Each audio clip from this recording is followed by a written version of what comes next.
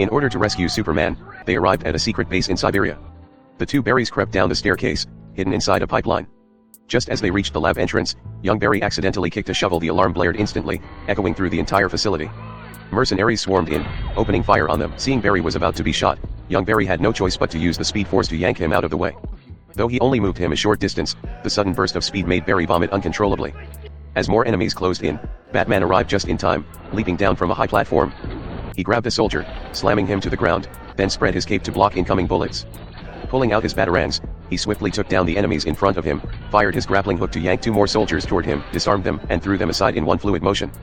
The last enemy fell to a boomerang, clearing their path. The three reached the inner fortress, where Superman was supposedly locked inside a metal sphere. Batman pulled out tools to hack the lock, young Barry used the speed force to help test every combination, and together they finally opened the hatch. Stepping inside, they found not Superman, but a frail, bony woman sitting there. Moved by sympathy, Barry lifted her, planning to take her with them. At that moment, a staff member spotted them and fired. Young Barry reacted, but a bullet pierced his thigh. A horde of mercenaries arrived, firing wildly. Batman immediately shielded young Barry, threw a smoke bomb to obscure their vision, pushed everyone toward a tunnel opening below, and quickly cut the chain with a laser. The enemy fired, breaking the iron ball's chain, but Batman stayed calm, jumping into the shaft at the last second. Helping each other out of the tunnel, they discovered they were in a missile silo, though the launch platform was non-operational. Batman acted fast. He planted explosives at the base, pulled out a measuring tape to calculate the weight, added their combined weight, and set the perfect charge. With a deafening boom, the blast launched them into the sky, and they crashed down to the ground only to find the enemy waiting, surrounding them instantly. Even Batman, usually calm and clever, had no choice but to raise his hands. In that critical moment, the mercenaries suddenly started firing wildly into the sky.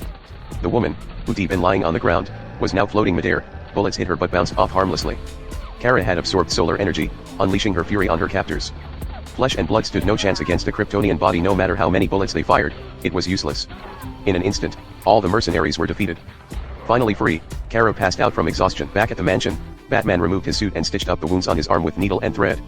Barry hovered behind young Barry, confused. This woman wasn't he the Superman he knew. Kara introduced herself. She was Kara, and Clark was her cousin. She'd been sent to Earth to protect Kal, but only her escape pod had reached the surface. When she heard General Zod had also come to Earth, she insisted on stopping him, but her body was still weak, barely able to stand. Barry told young Barry to take her to the rooftop.